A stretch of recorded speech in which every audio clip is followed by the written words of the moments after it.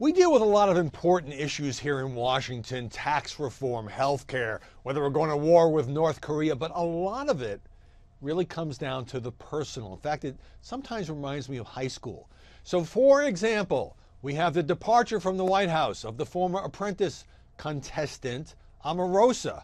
And she was leaving, but April Ryan, White House correspondent for American Urban Radio's network, these are two African women who used to be friends and now have had some sort of falling out, was very aggressive in reporting that actually Omarosa had been fired by White House Chief of Staff John Kelly, and had been escorted out of the premises, marched out, even though she's technically not leaving until January 20th. Well, yesterday, Omarosa went on Good Morning America and not only denied that she was fired, but she pushed back against April Ryan, saying this woman has a vendetta against me.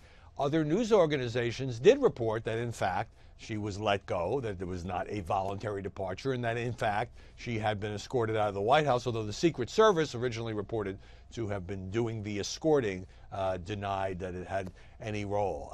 Is this really important for the future of the Trump administration? Probably not, although she was, certainly the most visible black female in the White House orbit. And then you have this bizarre case of the Scarboroughs versus the Huckabees. Quick backstory. As you'll recall, Senator Kirsten Gillibrand goes on the air and calls for President Trump to resign. Fat chance of that happening. President writes the tweet against the Democratic senator, says she used to come and beg for campaign contributions. She would do anything. The world explodes. Was that a sexist comment? What was he implying? And in the course of that, Mika Brzezinski, who's had her own personal run-ins with her former friend Donald Trump, you'll recall, of course, his tweet about she was bleeding from a facelift and that sort of thing, just completely and totally goes off on the president, says he has a problem with women. And, it's fair for her to comment on. She's a commentator on MSNBC. But in the process, she also takes aim at Sarah Huckabee Sanders, saying Sarah Huckabee Sanders should go to the briefing today and she should not defend this tweet. She absolutely shouldn't. It's really bad. And if she can't do that, she should resign. So now she's sort of roped the White House press secretary into it, a press secretary whose job it is to defend the president. And so that led to some complications because, follow the bouncing ball here, Sarah Huckabee Sanders' dad, you all know Mike Huckabee, former presidential candidate, former governor of Arkansas, goes on Fox and says, Mika can go pound sand. Why is she beating up on my daughter? This is totally unfair. And by the way, she and Joe Scarborough, they're going to lecture anyone about morality and family because obviously they are now engaged to be married, but that was not always the case, and we're not always public about it.